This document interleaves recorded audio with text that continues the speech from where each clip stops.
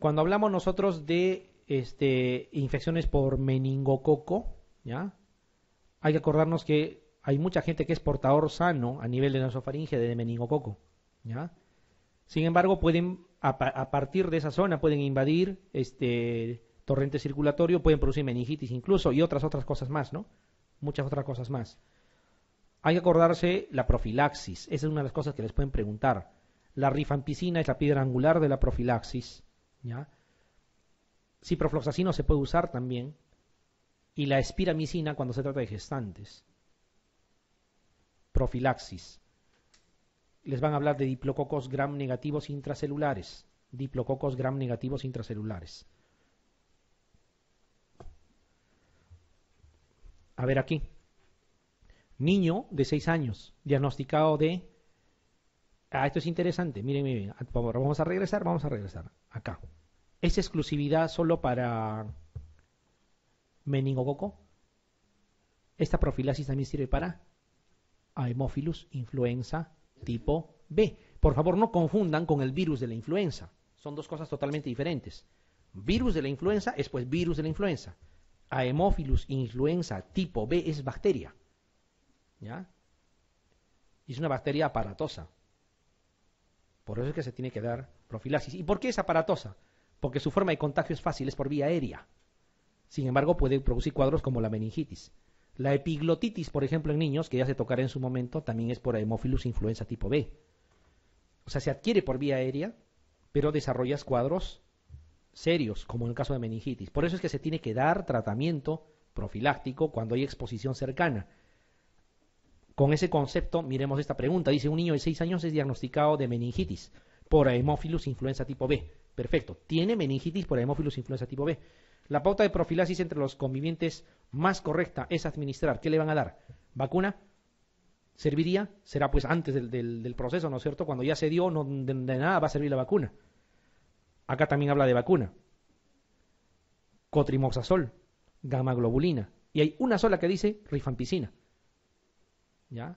Basta que se acuerden el nombre de lo que tienen que administrar. Aquí está la respuesta. ¿En Neisseria meningitidis se da 4 días?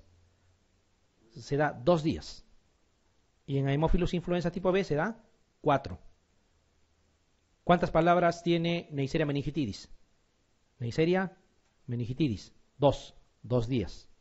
Haemophilus influenza tipo B 4 días, para que nunca se olviden, ¿ya? A veces esas tonterías saltan en el examen, ¿no? Sí, en serio. Yo me acuerdo que yo tenía que elegir entre un EPOG A y B en algún examen importante. Y todavía a mi docente le llamaban el burro, porque así parecía tonto. Pero él nos decía, acuérdense del EPOG A, el Quijote de la Mancha, y el EPOG B, el Sancho Panza. De eso me he acordado y he respondido con eso. ¿Ya? El Quijote de la Mancha, ese enjuto, bueno, así todo, y bien todavía, porque esos pequeños detalles a veces te sirven. Ya acuérdense, 4 días para Haemophilus influenza tipo B, tiene 4 palabras, y para Neisseria meningitidis 2 días. En ambos casos rifampicina, ¿ya? Muy bien. Se ha detectado un caso de meningitis meningocócica en un niño de 5 años que acude al colegio. Por el momento no se conoce el serogrupo causante de la enfermedad, solo se sabe que es una meningitis por meningococo. La actuación correcta en este momento con los niños y profesores del colegio es administrar, a ver, está hablando de todo el colegio, ¿eh? Bueno, en todo caso dice quimioprofilaxis, excepto la E que dice vacunación. Vacunación queda descartado, ¿no? Quimioprofilaxis estamos de acuerdo. Pero acá dice a todos, no sabemos a qué se refiere con todos. Acá dice más vacunación, ya murió eso, ¿no es cierto? La B también está descartado. Quimioprofilaxis dice a los de la misma clase. La D también dice quimioprofilaxis más vacunación. O sea, nos va a quedar solamente, ¿cuál? Quimioprofilaxis a todos, quimioprofilaxis a los de la misma clase, ¿sí? Porque los demás habla de vacunación. O sea, ¿es la A o es la C? ¿Qué opinarían? ¿Qué darían? ¿A toditos? O sea, por ejemplo, cuando ustedes atienden un caso de meningitis meningocócica en la emergencia, ¿a todito el hospital les dan la profilaxis? Incluido el director y todos los funcionarios, o a los que han estado en la emergencia. El contacto tiene que ser cercano. ¿Cómo se va a administrar? Se va a adquirir por vía aérea, ¿ya? Entonces, imposible. De repente hay personas que ni siquiera estaban en ese momento. ¿Ya? Incluso hay normas que ya lo vamos a ver cuando hagamos la parte de epidemiología, de acuerdo al número de personas, etcétera. Pero el concepto que tiene que quedarles es a los contactos cercanos. ¿Ya? ¿Qué cosa elegirían aquí? ¿A todo el colegio o a los del mismo salón? Así es, a los del mismo salón, a los que han estado en contacto. ¿Ya? A los 3 meses de un trasplante renal, un paciente acude por fiebre y cefalea. El examen de líquido cefalorraquídeo mostró 1.230 células, dice 85% mononucleares. Acuérdense que cuando pasa de 1.000 es bacteria. ¿Estamos de acuerdo? Porque de 100 en 100 nada más sube el viral y la TB. Dice glucosa en 23. ¿Hay consumo de glucosa? Para que no tengan errores en esto, consideren 50 puntos de corte, tanto para proteínas y para glucosa. ¿Estamos de acuerdo? ¿Ya? Dice 23, está bajo. Hay consumo de glucosa. ¿Ya? Proteínas nos ayuda. Y todavía dice bacilos gram positivos en la tinción gram. O sea, ¿es bacteriano o no lo es? Sí es. El diagnóstico más probable es meningitis. ¿De qué tipo? ¿Se acuerdan que le dijimos que la listeria producía mononucleares, a pesar de que es bacteriano? Suponiendo que ese dato no se acuerden, necesariamente es una bacteria. ¿Ya? Y es un trasplantado renal, es un inmunosuprimido. Tiene que ser listeria, por cualquier lado. ¿Ya? Para que no se olviden. Esta. ¿Qué etiología es la más probable como causa de meningitis purulenta en el adulto con otitis? A veces preguntan así. ¿Qué dicen? Perfecto, es neumococo. Patología otorrinolaringológica, traumatismo craneoencefálico, hay que pensar en esa posibilidad. El principal agente etiológico de las otitis, que también es pregunta, hace 7 años creo, siempre preguntan lo mismo, es neumococo. Dentro de las bacterianas, porque en general es viral, ¿ya? Pero de las bacterianas es obviamente neumococo. ¿Ya? Entonces de ahí es fácil que pueda, por contigüidad incluso, o a veces incluso haciendo previa invasión a torrente circulatorio, llegar a meninges. El aislamiento de cocos en racimos, gram positivos, en líquido cefalorraquídeo, miren hasta ahí nada más. Los cocos o están en cadenas o están en racimos. En cadenas estreptococo y en racimos estafilococo. ¿Estamos de acuerdo? Si dicen racimos, ¿qué cosa han aislado aquí? Un estafilococo. ¿Sí? En un paciente con meningitis ocurrida con más probabilidad en el siguiente caso. ¿Dónde yo esperaría encontrar un estafilococo en una meningitis? Dice en un neutropénico, en una inmunodepresión, en una válvula de derivación de líquido cefalorraquídeo, en un traumatismo cráneoencefálico, y otro dice, es el germen más común en el paciente previamente sano, eso no tiene nada que ver. ¿Podría alguien pensar en un traumatismo cráneoencefálico? Pero ya saben que eso es estrepto. Hay 3 alternativas.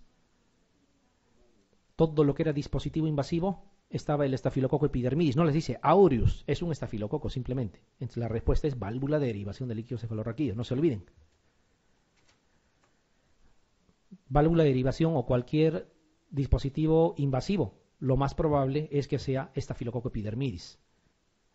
En un examen incluso les preguntaron en los pacientes que hacen diálisis peritoneal cuál es el agente causal más común de las peritonitis bacterianas espontáneas, y también era un estafilococo coagulasa negativo. ¿Por qué? Porque hacen dispositivos invasivos que penetran ahí. Todo lo que es invasión es estafilococo epidermidis. Y si les preguntara cuál es el germen que coloniza más frecuentemente la piel en general, es epidermidis, ¿ah? No es aureus. Aureus también está, pero es epidermidis, ¿ya? Por ese motivo incluso lleva el nombre. En las infecciones virales es más o menos lo mismo, solamente hagan una diferencia entre encefalitis y meningitis, por favor, ¿ya? Cuando hablan de encefalitis es herpes tipo 1, ¿ya? Herpes tipo 1. Y cuando hablan de meningitis, enterovirus. Esa diferencia, por favor, háganla bien. Encefalitis significará, pues, compromiso del parénquima, mientras que meningitis será, pues, compromiso de meninges, con signos meningios, propiamente. Enterovirus en meningitis y herpes tipo 1 en encefalitis, ¿ya? Los enterovirus son picornavirus. ¿Qué tipo de virus? ¿RNA, DNA? Ahí está, no se olviden, ¿no? RNA virus, ¿no? Los que tienen RNA en su escritura son virus RNA también. Siempre vamos a tratar de recordar así. Mientras que les decía, en el caso de las encefalitis, o sea, afectación del encéfalo mismo, es herpes. Herpes tipo 1 y tiene predilección por la zona temporal. ¿Ya? Predilección por la zona temporal. ¿Con qué cosa vamos a diagnosticar? Acuérdense primero que en el líquido cefalorraquídeo, para que sospechen, si es viral, tiene que haber mononuclear con glucosa normal. Mononuclear con glucosa normal, ¿ya? Lo demás no cuenta tanto para discriminar. El tratamiento aciclovir, ¿ya? El tratamiento aciclovir, sea enterovirus, en meningitis, o sea encefalitis por herpes. En ambos funciona el aciclovir parenteral. Esto de aquí, aunque parezca que es por gusto el dato, si bien es cierto la reacción en cadena en polimerasa no es un examen muy ampliamente usado para la mayoría de patologías, se reserva para algunas cosas, en el caso de las encefalitis es el gol estándar. Y eso preguntan, ¿ya?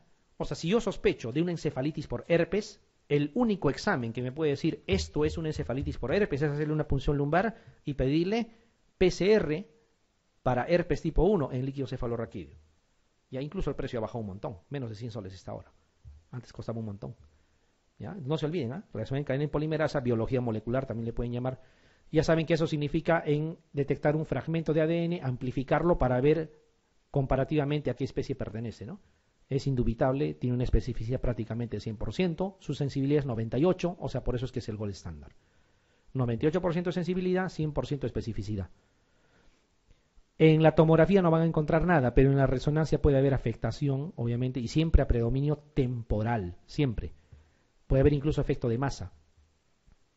Puede dejar secuelas si no se trata. Ante la sospecha hay que tratar, ¿ya? De inmediato, 21 días. ¿En qué situación clínica el uso de la reacción en cadena en polimerasa se ha convertido en la técnica de referencia para realizar su diagnóstico? Miren cómo preguntan. Y les dan diagnóstico de SIDA, tuberculosis pulmonar no bacilífera, síndrome mononucleósico por citomegalovirus, encefalitis por virus herpes simple, meningitis meningocócica. Yo les digo que en todos estos se puede usar, ¿eh? Pero ¿dónde se ha convertido el gol estándar y sí o sí es la única vía para diagnosticar? Encefalitis por virus herpes simple, ¿ya? Hay que tener en cuenta, siempre preguntan eso. Esta, varón de 18 años, historia de anorexia y depresión leve en los últimos meses. Acudió por 6 días de cefalea y fiebre. Fue tratado con un antibiótico que no recuerda. Al examen neurológico evidenció leve rigidez de nuca, o sea, no es muy marcado. El escáner craneal fue normal, o sea, TAC. Punción lumbar, desde aquí nos interesa. Hay un compromiso neurológico, eso es obvio. Pero vamos a ver. Líquido cefalorraquídeo, 550 células. No eleva hasta 1000, hasta 500, de 100 en 100 probablemente. Proteinorraquia, no nos sirve, ni lo miro. Glucorraquia, 8. ¿Hay consumo de glucosa? Ya, perfecto. Señala el diagnóstico menos probable. Meningitis tuberculosa, ¿podría ser? Sí, podría ser, porque consume glucosa, pero dice el menos probable. ¿Cuál podría ser el menos probable? Viral, porque viral no debe haber consumo de glucosa. Así es simple. ¿Se entiende? Esta, los agentes causales más frecuentes de meningitis viral. Así, concreto, directo, enterovirus. Esto también es importante, este es un dato teórico, ¿ya? Este es un dato teórico, ¿ya? No tiene mucha trascendencia, salvo en la parte terapéutica, ¿ya?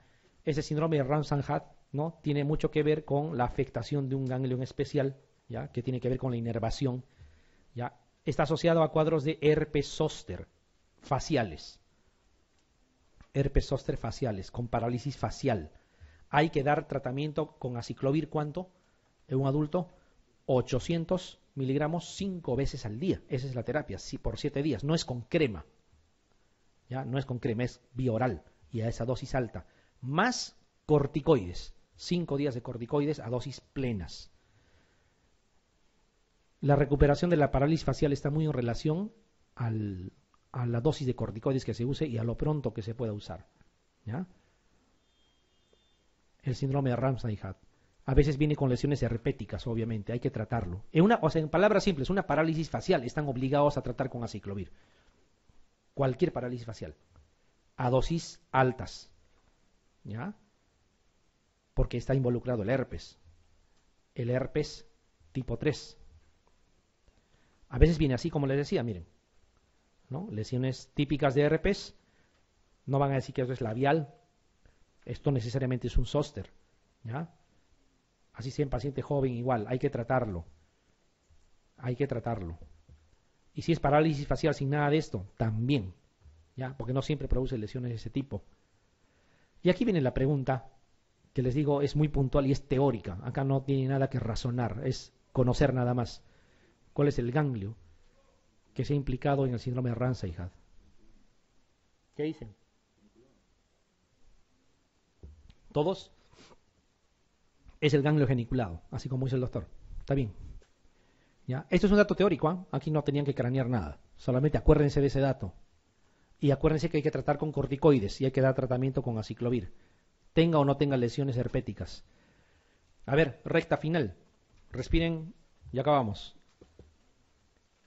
Ante un paciente con un cuadro agudo de cefalea, fiebre, rigidez de nuca, discretos elementos afásicos en exploración del lenguaje.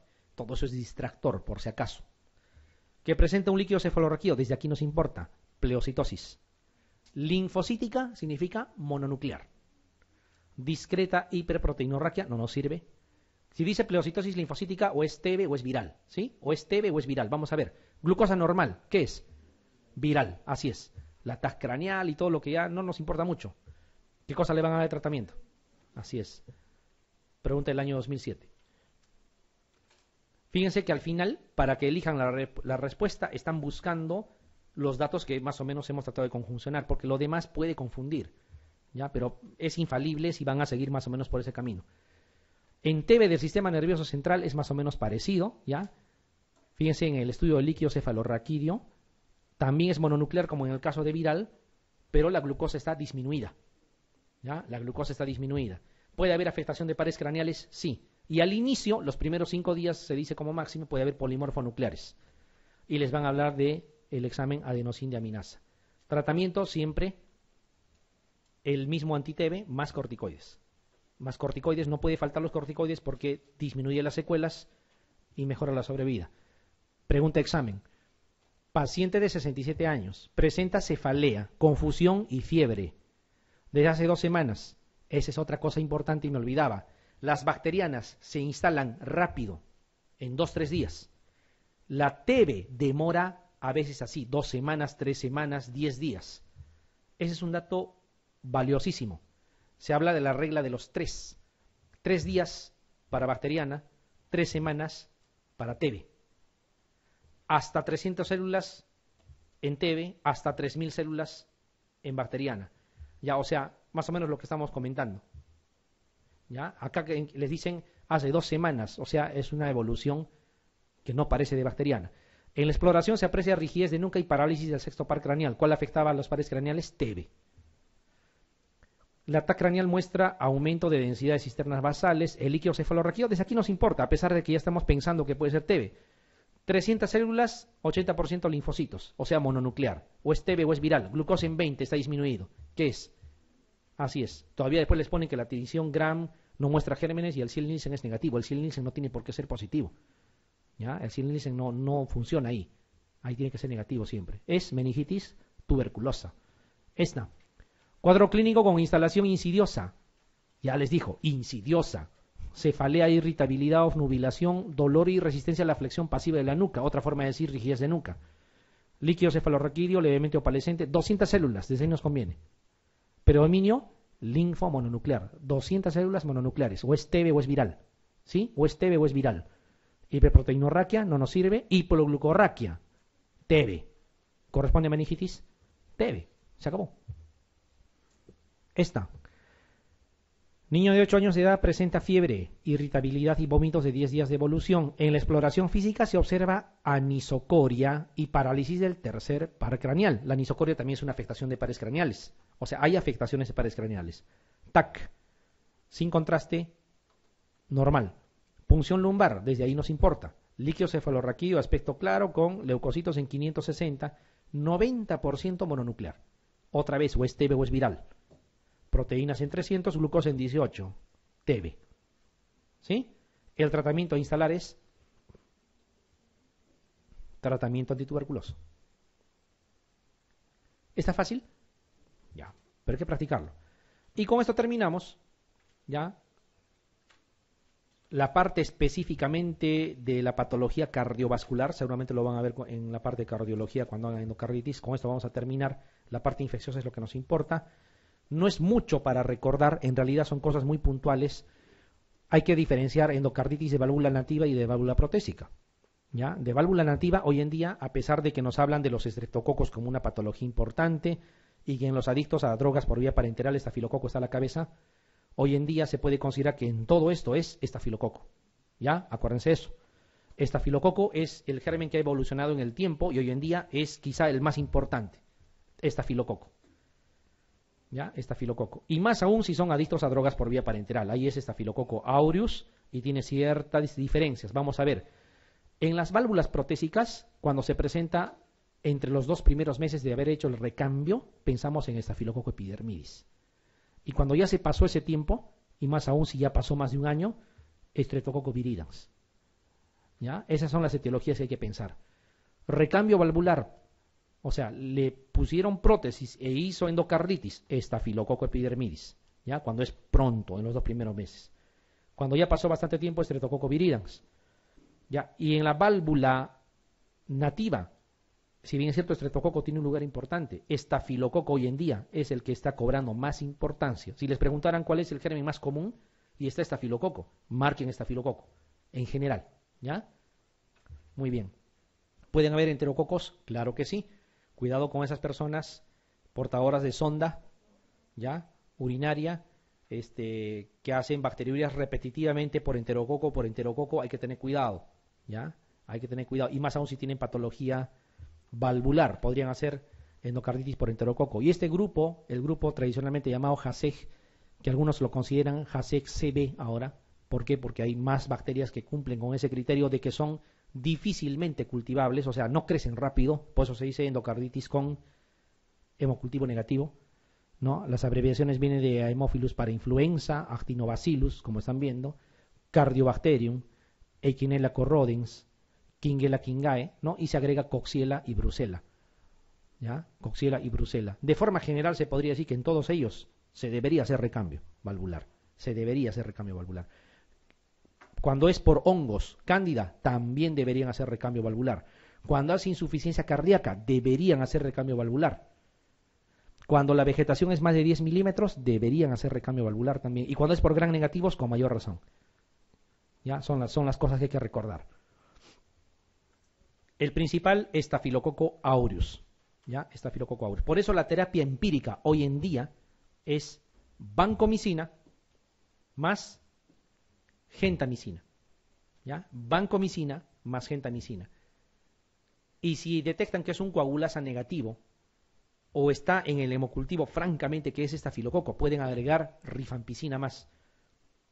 ¿Ya? O sea, vancomicina más gentamicina más rifampicina. Esa triada se puede usar. Si solamente queda en sospecha, podrían quedarse incluso con vancomicina más genta. ¿Ya? Podrían quedarse así. Con las salvedades de la terapia de recambio valvular. Entonces, vancomicina más genta, y si quieren agregan rifa cuando se ha demostrado fidedignamente de que se trata de un estafilococo. Este es un grupo importante, Streptococcus bovis. El Streptococcus bovis coexiste con patología neoplásica a nivel de colon en personas ancianas. Anciano que tiene endocarditis, hay que pensar de que podría ser Streptococcus bovis y que podría estar asociado a una neoplasia de colon. ¿Ya? Esta asociación es importante. No se vayan a olvidar. Siempre les han hablado de criterios mayores, criterios menores y etcétera, pero podríamos resumir esto porque ahora, no sé, está entrando en una situación el panorama general de no estar usando criterios. Ya, porque los criterios básicamente eran para ver a qué pacientes se enrolaban y a quienes no en estudios por laboratorios, qué sé yo, para tener una idea estandarizada. ¿Ya? Más bien hay una situación para hacer el diagnóstico definitivo. Y que más o menos coincide con esto de acá. Por ejemplo, si demuestran por una ecografía transesofágica, que es la de elección, la presentación de vegetaciones es endocarditis infecciosa, no hay nada que discutir. Si demuestran en hemocultivos, en el contexto de un paciente que tiene soplo, que tiene fiebre, que tiene esplenomegalia y todo lo demás, hemocultivos positivos para una misma bacteria, por lo menos en 2, mejor si es en 3, o mejor aún si es en los 5 que deberían de tomarse, la misma bacteria y con el mismo patrón de resistencia también es hemocultivo. O sea, una de las formas es hemocultivos, que se tiene que pedir. Otra es mediante la ecografía transesofágica, ¿ya? Con esas dos cosas, o una nada más incluso, podríamos estar 100% seguros de que es una endocarditis infecciosa, ¿ya? Que es una endocarditis infecciosa. ¿Y para qué se hace el hemocultivo entonces si por la ecografía puedo saber? Para ver el germen. La ecografía me dice es endocarditis, pero no me dice qué germen es, ¿no? Para eso, esa es la forma más o menos como tenemos que ir. Bueno, hay criterios menores que son básicamente, podríamos considerarlos como manifestaciones clínicas, fiebre, cuidado, una causa importante de fiebre de origen desconocido es endocarditis, ¿ya? Junto con la tuberculosis, son dos cosas que hay que mirar bien en nuestro medio cuando hablamos de causa infecciosa sobre todo. Por eso es que siempre se consideraba como diagnóstico definitivo el aislamiento, ¿no?, de la bacteria y la evidencia de la vegetación en la ecografía transesofágica, ¿ya? Vamos a más o menos a ver, recordar lo que estamos comentando. Dice, ¿cuál sería el tratamiento de elección ante la sospecha de una endocarditis bacteriana de curso agudo con hemocultivos negativos en un paciente drogodependiente? Miren, el hemocultivo es negativo, no está creciendo nada, pero tiene este factor de riesgo drogodependiente, ¿ya? Los drogodependientes, ya como quiera que usan, cuando hablan de endocarditis tienen que asumir que la drogodependencia es por vía parenteral, ¿ya? Porque si no, no tendría sentido ese dato. En el momento de inyectarse, se llevan el estafilococo de la piel, ¿ya? ¿Y a dónde se inyectan? ¿A la arteria o a la vena? A la vena. ¿Y las venas a dónde llegan? A corazón derecho. Y la primera válvula que se van a encontrar es la tricúspide. Por eso es que la válvula tricúspide es casi patrimonio de los adictos a drogas por vía parenteral, cuando hablamos de endocarditis, ¿ya? La siguiente es la... No, después de... No, en general. Las válvulas afectadas, la primerita, excluyendo a los drogadictos por vía parenteral, la mitral, así es. Luego, la aórtica. En tercer lugar, la combinación aórtica más mitral. Luego viene la tricúspide en los adictos a drogas por vía parenteral. La que no se va a afectar y no tendría por qué afectarse es la pulmonar, ¿ya? O sea, ¿cómo llegaría ahí de frente sin haber pasado por otra válvula? Ya es rarísimo, ¿ya? A ver, ¿qué pensarían aquí? ¿Qué tipo de bacteria estarían pensando? En este caso, es un adicto a drogas, claro que ha salido negativo su hemocultivo. Además, por estadística, hay una bacteria que es la más común, estafilococo, así es, sea drogadicto, no lo sea, etcétera, hay que pensar en esa posibilidad primero. ¿Ya? Y nos dan alternativas. Acá nos dan cloxa, que para nosotros es sinónimo de decir oxa, ¿ya? Magenta. Y el otro dice banco magenta. ¿Ambos cubrirían o no? Ambos cubrirían, ¿ya? ¿Cuál de los dos elegirían? ¿Banco u oxacilina? Miren, en realidad podría ser ambos. Podría ser ambos. Vancomicina cubre y oxacilina también, porque no habla de un medio intrahospitalario, no habla de que no en el hospital se coloque o ha estado hospitalizado o ninguna otra situación. Esta pregunta yo la incluí ahí para que más o menos vean que puede haber preguntas de este tipo. En realidad, para mí habrían dos respuestas, ¿no? Habrían dos respuestas, ¿ya? Incluso esta pregunta está en 3 bancos diferentes, ¿ya? Y en los 3 bancos no coincide la clave. Justamente me he conseguido para ver qué opinan los demás. En la mayoría han considerado banco magenta, y quizás sería la forma como ustedes deberían, si tienen una pregunta de este tipo, como quiera que en las guías está vancomicina como primera alternativa, deberían considerar. Sin embargo, no es descabellado pensar que podría ser oxa magenta. No debería haber esta alternativa.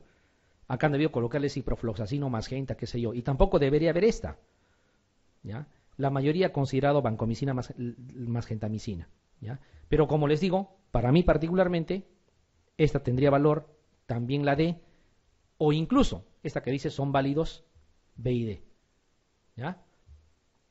Vancomicina más genta es lo que han considerado la mayoría. ¿Ya? Y hay que tratar de basarnos en lo que son las guías. ¿Ya? Lo que son las guías dicen eso, las guías te dicen vancomicina. ¿Ya? Casi no consideran a la oxacilina. No debería haber esta alternativa. Entonces hay que pensar que cuando venga de esta forma la pregunta, ustedes acuérdense que las normas, que las guías de tratamiento consideran a vancomicina como primera alternativa. A ver, pero sin embargo vayamos a algo más concreto. Dicen el tratamiento de la endocarditis por enterococo en un paciente alérgico a la penicilina deberá emplearse. Acuérdense que enterococo era sensible a la ampicilina, ¿no es cierto? ¿Sí? Pero dice alérgico a la penicilina. ¿Qué deberían usar? Esto es un poco para ratificar el porqué de la terapia. A ver, vamos a ver.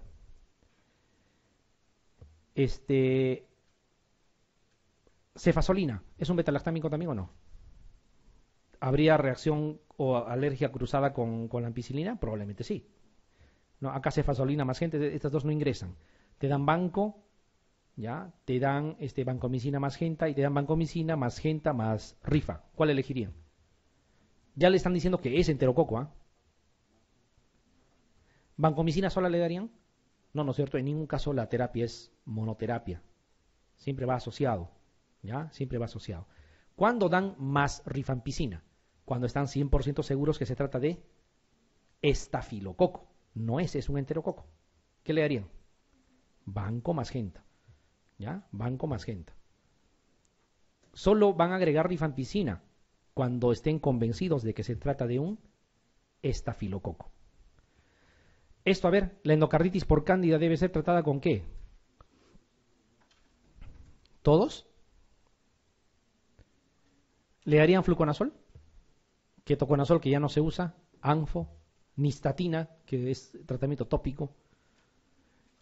Acuérdense que la sustitución valvular es para hongos, es para gram negativos, para los de crecimiento o endocarditis con cultivo negativo.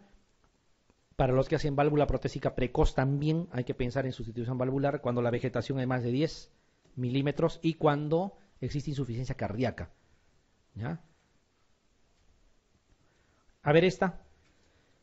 Ya terminamos. Varón de 25 años, adicto a drogas por vía parenteral, con cuadro febril de 20 días de evolución, asociado a disnea progresiva. La ecocardiografía transesofágica revela vegetaciones en válvula tricúspide. Es adicto a drogas por vía parenteral y tiene vegetaciones en válvula tricúspide. ¿Está claro, no? El germen más frecuentemente asociado a este cuadro, esto sí sería una forma de pregunta, ¿cuál sería? ¿Está claro, no? ¿Está claro? Muy bien.